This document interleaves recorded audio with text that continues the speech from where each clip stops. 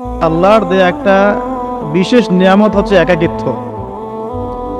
হকপন্থীদের লাইফে আল্লাহ পাকের পক্ষ থেকে একটা বিশেষ অনুগ্রহ হচ্ছে একাকিত্ব। মানে একাকিত্ব কেন নিয়ামত বললাম? কারণ একাকিত্ব মানুষকে আল্লাহ চিনিয়ে দেয়। অনেক আলেম দেখবেন যারা জেল টেল খেটে বের হয়েছেন, তারা সবাই একটা কথা বলবেন, জেলখানায় আমরা আল্লাহকে চিনেছি। সব আলেমরা এই কথা বলে যারা ওখান থেকে বের হয়ে আসে।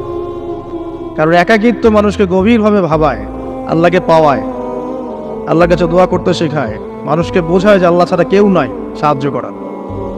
তো যারা হকপন্থী হয় একাকিত্ব তাদের বরণ করতেই হয়, এটা মাথায় রেখে পথ চলতে হবে। ইব্রাহিম আলাইহিস সালাম পথ চলা শুরু করলেন। এবার কি হলো? তিনি কি বাসা থেকে বের হয়ে সেই এলাকা ওই নমরুদের দেশ ছেড়ে চলে গিয়েছিলেন? উত্তর না। প্রথমে তিনি চলে যান নাই, প্রথমে তিনি ওই সমাজেই থেকেছেন, থেকে দাওয়াত দেওয়ার চেষ্টা করেছেন। তিনি ওই সমাজেই থেকেছেন, থেকে দাওয়াত দেওয়ার চেষ্টা করেন। ঠিক মুহাম্মদ সাল্লাল্লাহু আলাইহি ওয়াসাল্লামের মতো সমাজের মানুষ যখন নির্যাতন নিপীড়ন করছেন, তিনি কি শুরুতেই সমাজ ছেড়ে বের হয়ে চলে গেছেন? না, 13 বছর দাওয়াত দিয়েছেন। কত বছর? 13 বছর। তো ইব্রাহিম আলাইহিস সালাম সমাজের মানুষকে দাওয়াত দেন। কিভাবে দেন? কোরআনে এভাবে ভাষা আসছে। সূরা, আমি সূরাগুলোর নাম বলে দিই, আপনারা একটু চেক করে নিয়েন। সূরা আম্বিয়ার মধ্যে আসছে, সূরা সফফাতের মধ্যে আসছে, সূরা আনআমের মধ্যে আসছে। তো তিনি দাওয়াত দেন এভাবে যে ওয়াইজ ক্বালা ইব্রাহিম, যখন ইব্রাহিম বললেন লিআবিহি ওয়া কওমিহি, তার বাবাকে এবং তার কওমকে বললেন, মা হাযিহি তামাসিলুল্লাতী আনতুম লাহা আকিফুন, তোমরা এইসব কি মূর্তির উপাসনা করো, এদের চারপাশে ঘুরতে থাকো, কি সব করো? তো তারা বলে যে নাহনু বাল ওয়াজাদনা আবানা কাযালিকা ইয়াফআলুন, আমরা আমাদের বাপ দাদাদেরকে দেখেছি এইভাবেই করতে। তাদের রেফারেন্স কিন্তু এটাই ছিল। কোনো দালিলিক জ্ঞানতাত্ত্বিক যুক্তি বিজ্ঞান দর্শন এখানে নাই। দর্শন এখানে কি ফিলোসফিটা কি? বাপ দাদাদেরকে দেখেছি করছে। তো এটা দিয়ে আবার অনেক সময় বাংলাদেশে আবার একটা ট্রেন্ড চালু করা হয়েছে যে তোমরা দীর্ঘদিন 1200 বছর থেকে যে ইসলামটা ফলো করে আসছো ওটা ভুয়া, আমরা যেটা নতুন মডারেশন দিচ্ছি এটাই সঠিক। এই দলিল সেম না। এখানে অমুসলিমদেরকে দাওয়াত দেওয়া হচ্ছে। অমুসলিমরা বলছে যে আমরা বাপ দাদাদেরকে দেখেছি যে তারা এভাবেই মূর্তি পূজা করতো, আমরা তাই করি। এটার সাথে কি হানাফি মাযহাবকে মিলাবেন আপনি? হ্যাঁ, হানাফি মাযহাব বাপ দাদা থেকে চলে আসে, বুয়া নতুন যেটা দিচ্ছি এটাই সঠিক। আস্তাগফিরুল্লাহ। তো আমরা হাত চেঞ্জ করাটাকে এখন মনে করি হিন্দু থেকে মুসলমান হইলাম মনে হয়। হাত বদল করাটাকে মনে হয় যে হিন্দু থেকে মুসলমান হয়েছি মনে হয়। গভীরে ঢোকেন, ওলামায়ে কেরামদের মানে দার্সে গিয়ে বসে গভীরে ঢুকলে বুঝতে পারবেন যে ইসলামিক স্কুল অফ থটগুলা প্রত্যেকটারই ভিত্তি আছে। এগুলোর গভীর শেকড় আছে, ভিত্তি আছে। আল্লাহ, রাসূল এবং রাসূলের সাহাবীগণ, এই তিনটাকেই মানতে হবে। আপনি যদি বলেন যে আমি সাহাবীদেরকে মানি না, খালি আল্লাহ এবং রাসূলকে মানি, তাহলে আল্লাহকে রাসূলকে মানতে পারবেন না। সাহাবীদের অনুসরণ না করলে রাসূলকে ফলো করতে পারবেন না। তো ওইটা আজকের ইস্যু না, এটা ফিকহি অনেক ব্যাপার, গভীর ব্যাপার, এটা অন্যদের কথা হবে। এই দলিল কিন্তু সেম করা যাবে না। আবার যে আমরা বাপ দাদা থেকে দেখে আসছি তোমরা নামাজ এইভাবে পড়ো, এই নামাজ ওই দলিল চলবে না, আমারটা ঠিক, এটা ঠিক না। নামাজ যেটা পড়ে আসে তারা এটা ঠিক আছে, এর প্রত্যেকটা দলিলের মধ্যে অথেন্টিসিটি আছে। এরকম করে সমাজে ফিতনা ছড়ানো ঠিক হবে না, বিভ্রান্তি ছড়ানো ঠিক হবে না। এখন আসলে ইব্রাহিম আলাইহিস সালামকে কি আনসার দিচ্ছেন? আমরা আমাদের পিতা মাতাদেরকে দেখেছি, বাপ দাদাকে দেখেছি এরকম তাওয়াফ করতে, মূর্তির চারপাশে পূজা করতে, নজর দিতে। তো ইব্রাহিম আলাইহিস সালাম বলছেন যে হাল ইয়াসমাউনাকুম, এই মূর্তিগুলো কি তোমাদেরকে শুনতে পারে? ইস্তাদউন, যখন তোমরা একে ডাকো। হাল ইয়ানফাউনাকুম, তোমাদের কোনো উপকার আসতে পারে? আও ইয়াদুররুকুম, তোমাদের কোনো ক্ষতি করতে পারে? তার দলিলগুলো কিন্তু অকাট্য। ইব্রাহিম আলাইহিস সালামের দলিলগুলো কিন্তু এখানে, যুক্তিগুলো কিন্তু অকাট্য। আসলে কি সে শুনতে পারে? আসলে কি সে দেখতে পারে? আসলে কি সে তোমার উপকার করতে পারে? তাদের কিন্তু কিছু বলার নাই এখানে। তারা বলছে বাল ওয়াজাদনা আবানা কাযালিকা ইয়াফআলুন, আমাদের পিতা মাতা বাপ দাদাদেরকে দেখেছি এইভাবেই করতে।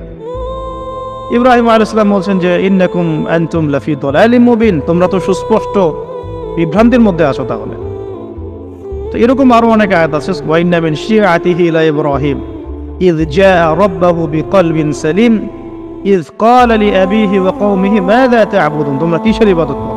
আইফকান আলিহাতান দুনাল্লাহি তুরিদুন, তোমরা কি আল্লাহ সম্পর্কে মিথ্যা মিথ্যা মিথ্যা আরোপ করতে চাচ্ছ? ফামা যান্নুকুম বিরাব্বিল আলামিন, আল্লাহ রাব্বুল আলামিন সম্পর্কে তোমাদের কি ধারণা? এভাবে তিনি তার কওমকে দাওয়াত দিতে লাগলেন। কিন্তু তাদের কওমের দলিল একটাই ছিল, বাপ দাদাদেরকে দেখেছি এভাবে মূর্তি পূজা করতে, তাই করে। সনাতন, এটা ছিল কি সনাতন থটস। অথচ সর্বপ্রথম এটা শুরু হয় কোন নবীর আমল থেকে? নূহ আলাইহিস সালাম। নূহ আলাইহিস সালামের যুগের মানুষ সর্বপ্রথম এই মূর্তি পূজা শিরক করেছে। এর আগে মূর্তি পূজা ওয়ার্ল্ডে ছিল না, নূহ আলাইহিস সালামের যুগ থেকে শুরু হয়েছে। তাহলে এটাকে আমরা সর্বোচ্চ পর্যায়ে সনাতন বলতে পারি না। তারও আগে যে সময় চলে গেছে, ওই সময় মানুষ তাওহীদপন্থী ছিল। আদম আলাইহিস সালামের যুগে তখন মানুষ এই কাজ করতো না। শুরুটা কেমন করে হলো? ভালো উদ্দেশ্যেই শুরু হয়েছিল, ভালো মনে করে। কেমন? যে মানুষ এরকম চিন্তা করে নিয়েছিল যে এই মানুষগুলো লাত, উজ্জা, হবল, ইয়াগুথ, ইয়াউক, নাসর, ইয়াগুথ, ইয়াউক, নাসর, এই ভালো মানুষগুলো আল্লাহর খুব নেককার বান্দা ছিলেন। তাদের স্ট্যাচু তৈরি করা যায়, তৈরি করলে কি হবে? এগুলোকে দেখলে আমাদের আগ্রহ জন্মাবে ইবাদত করার ব্যাপারে। এটা ছিল ওদের থটস। শয়তান এভাবেই তাদেরকে ইনফ্লুয়েন্স করেছিল আর কি। তারা তাই করলো। এই জেনারেশনটা যখন মারা গেল, পরের জেনারেশন যখন আসলো, তখন শয়তান ওদেরকে বোঝালো, ধরেন 100-200 বছর পরে বোঝালো যে ওরা খুব ভালো মানুষ ছিল, ওদের মূর্তিকে মসজিদের বাইরে না রেখে ভিতরে ঢুকিয়ে ফেলো, তাদেরকে সেজদা করতে হবে না, ভিতরে ঢুকিয়ে ফেলো, ইবাদতে মনোযোগ আসবে। পরের জেনারেশন এই কাজটাই করলো। থার্ড জেনারেশনকে শয়তান বোঝালো যে সরাসরি ওদের কাছে চাইলেই হবে, তারা আল্লাহ পাকের অনেক মানে কি আনুগত্য প্রাপ্ত, নৈকট্য প্রাপ্ত বান্দা, সরাসরি তাদের কাছে চাইলেই হবে। আল্লাহর কাছে চাওয়া এখানে চাওয়া একই কথা, ওখানে সেজদা করা এখানে সেজদা করা একই কথা। এখান থেকে শুরু হলো সরাসরি স্ট্যাচু ওয়ার্শিপ। সরাসরি স্ট্যাচু ওয়ার্শিপিং এখান থেকে শুরু হয়েছে। তা আমরা আমাদের হিন্দু ভাই বোন যারা আছেন, আমাদের আশপাশে অমুসলিম ভাই বোন, তাদের প্রতি সম্মান রেখেই এই হিস্ট্রিগুলো পড়তে বলবো আর কি, এবং যুক্তি দর্শনগুলো খুঁজতে বলবো। আসলে কি তারা শুনতে পায়? আসলে কি সে আমার কোনো উপকার করতে পারে? আসলে কি সে আমার কোনো ক্ষতি করতে পারে? আসলে কি সে সৃষ্টিকর্তার প্রতিমূর্তি হতে পারে কিনা? তো আমরা এটা আহ্বান জানাবো, আমরা কারো ধর্মীয় অনুভূতিতে আঘাত করব না। ইসলাম আমাদেরকে এটা শিখায় না। ইসলাম এটা শিখায় যে মানুষকে হিকমার সাথে, প্রজ্ঞার সাথে দাওয়াত দেয়া, যাতে করে তারা জাহান্নামের রাস্তা থেকে ফিরে আসতে পারে ইনশাআল্লাহ। এখন আসুন, আরো একটা দাওয়াত ইব্রাহিম আলাইহিস সালাম তার কওমকে দিলেন। সেটা কি? এবার এখানে সমাজের মানুষের সাথে ওই সমাজের ধর্ম নেতারাও ছিল। সমাজে কিন্তু কয়েক শ্রেণীর মানুষ থাকে, মানে সামাজিক নেতা, ধর্মনেতা, রাষ্ট্রনেতা। তো রাষ্ট্রনেতা পর্যায়ে এখনো ইব্রাহিম আলাইহিস সালাম যান নাই, এখন সমাজ নেতা আর ধর্মনেতা চলছে আর কি। এবার ধর্মনেতা আসলো, এসে ধর্মনেতারা তাকে বোঝানোর চেষ্টা করলো যে এই আসমানের তারা, চাঁদ, সূর্য, প্রকৃতি, গাছপালা, এগুলো ইলাহ, এগুলোর ইবাদত করা যায়। এই ঘটনা আল্লাহ রাব্বুল আলামিন সূরা আনআমের মধ্যে বলেছে। তো ইব্রাহিম আলাইহিস সালামকে তারা দেখাচ্ছে, এটা আরবী একটা কাব্যিক ভাষায় কোরআনে এসেছে, চমৎকার ভাষায়, যে ফালাম্মা জান্না আলাইহিল লাইল, যখন তার উপর রাত আচ্ছাদিত হলো, রাআ কাওকাবা, তখন ইব্রাহিম আলাইহিস সালাম কি দেখলেন? আকাশে তারা দেখলেন। ঠিক আছে, তারা মূর্তি পূজার এখানেই আছে, ধর্মনেতারাও এখানেই আছে। তো তিনি বলছেন হাযা রব্বি, এটা আমার রব। ফালাম্মা ফালা, যখন তারকাগুলো অস্তমিত হলো, ক্বালা লা উহিব্বুল আফিলিন, আমি তো অস্তমিত যাওয়া জিনিসকে পছন্দ করি না। রব তো অস্তমিত যাবে না, এখানেও যুক্তি লাগবে, তো আমার ফিলোসফি লাগবে, আমার এখানে দর্শন লাগবে, এখানে তো আমাকে মানে প্রজ্ঞা দিয়ে বোঝাতে হবে। এটা তো অস্তমিত হয়ে গেল, এটা তো রব হতে পারে না। ফালাম্মা রাআল কামারা বাযিগান, যখন সে চাঁদকে দেখলো জলজল করছে একদম। আর এখনকার চাঁদ দেখা আগের চাঁদ দেখা দেখ না, এখন তো আমরা চাঁদের আলোই খুঁজে পাই না, তখনকার চাঁদ তো অন্যরকম। বাযিগান মানে জলজল করছে। তখন তিনি বললেন হাযা রব্বি, এটা আমার রব। তখন ফালাম্মা ফালা, যখন এটাও অস্তমিত হয়ে গেল, তিনি বলছেন লাইল্লাম ইয়াহদিয়ানি রব্বি লাকুনান্না মিনাল কওমিদ দাল্লিন, আল্লাহ যদি আমাকে হেদায়েত না দেন তাহলে আমি এই দল্লিনদের অন্তর্ভুক্ত হয়ে যাব। ইব্রাহিম আলাইহিস সালাম বলছেন ফালাম্মা রা'a শামসা বাযিগাতান, যখন এবার সূর্যকে দেখলেন দিনের বেলা, এটা তো আরো বড়, হাযা রাব্বি হাযা আকবার, এটা আমার রব, এটা সবচেয়ে বড়, হাযা আকবার, এটা সবচেয়ে বড়। ফালাম্মা আফালাত, এটা যখন অস্তমিত হয়ে গেল, তখন তিনি বলছেন এই কথাটা যে ইয়া কওমি ইন্নী বারিউম মিম্মা তুশরিকুন, হে আমার কওম, তোমরা যেগুলোকে দিয়ে আল্লাহর সাথে শরীক করছো, এখান থেকে আমি আমার চেহারাকে ফিরিয়ে নিলাম। সুবহানাল্লাহ। তখন তিনি এই কথাটা বলেন, ইন্নী ওয়াজ্জাহতু ওয়াজহিয়া লিল্লাযী ফাতারাস সামাওয়াতি ওয়াল আরদা হানিফাও ওয়া মা আনা মিনাল মুশরিকিন, আমি আমার চেহারাকে ফিরিয়ে নিচ্ছি এই আসমান সমূহ এবং জমিনের সৃষ্টিকর্তার দিকে, এবং আমি মুশরিকদের অন্তর্ভুক্ত নই। ইন্না সলাতি ওয়া নুসুকি ওয়া মাহইয়ায়া ওয়া মামাতি লিল্লাহি রাব্বিল আলামিন, আমার সালাত, আমার কুরবানি, আমার স্যাক্রিফাইস, আমার জীবন, আমার ফুল লাইফ, আমার মৃত্যু, সবকিছু কার জন্য? জগৎ সমূহের প্রতিপালক আল্লাহর জন্য। লা শারীকা লাহু, তার কোনো শরীক নাই। ওয়া বিযালিকা উমিরতু, এই একনিষ্ঠভাবে তার ইবাদত করার জন্যই আমি আদিষ্ট হয়েছি। ওয়া বিযালিকা উমিরতু ওয়া আনা মিনাল মুসলিমিন, এবং আমি মুসলিমদের অন্তর্ভুক্ত। এই শুরু হলো এবার পুরো স্পষ্টভাবে তাওহীদের ঘোষণা দেয়া। তবে ইব্রাহিম আলাইহিস সালামের এক একটা পদক্ষেপ কি যৌক্তিক না, বৈজ্ঞানিক না, এবং অকাট্য প্রমাণ আছে না, এগুলোকে কিন্তু ভেদ করতে পারছে না তারা। এবার ইব্রাহিম আলাইহিস সালাম চিন্তা করলেন তারা এবার উচিত শিক্ষা দিতে হবে। তবে আগে বলেন এই যে উচিত শিক্ষাটার কথা বলছে, এটা আবার আপনারা খবরদার ভুলেও কোথাও দিতে যায় না, ঠিক আছে? এটা তো সময় আছে। ইব্রাহিম আলাইহিস সালামের সাথে নবী সাল্লাল্লাহু আলাইহি ওয়াসাল্লামের জীবনের মিলের কথা বলছিলাম। নবী সাল্লাল্লাহু আলাইহি ওয়াসাল্লাম মক্কা বিজয়ের আগে কি কখনো মূর্তির গায়ে হাত দিয়েছেন কিনা বলেন? দিয়েছেন? যখন মক্কা বিজয় হয়ে গেছে, পুরো স্টেটই আপনার, অথরিটি আপনার, তখন আপনি আপনার অ্যাকশন নিতেই পারেন, সেটা আপনার ব্যাপার, তখন আপনি কি করবেন? মুহাম্মদ সাল্লাল্লাহু আলাইহি ওয়াসাল্লাম কাবা ঘরে ঢুকে তখন মূর্তি ভেঙেছেন এবং বলেছেন ওয়াকুল জাআল হক ওয়া যাকাল বাতিল ইন্নাল বাতিলা কানা যাহুকা, তাই না? তো ইব্রাহিম আলাইহিস সালাম এবার শিক্ষা দেওয়ার চিন্তা করছেন। তিনি বলছেন যে যখন এরা মেলাতে যাবে, ওই উৎসবে যাবে, তখন আমি এদেরকে দেখে নিব। এটা কুরআন চমৎকারভাবে বলেছে যে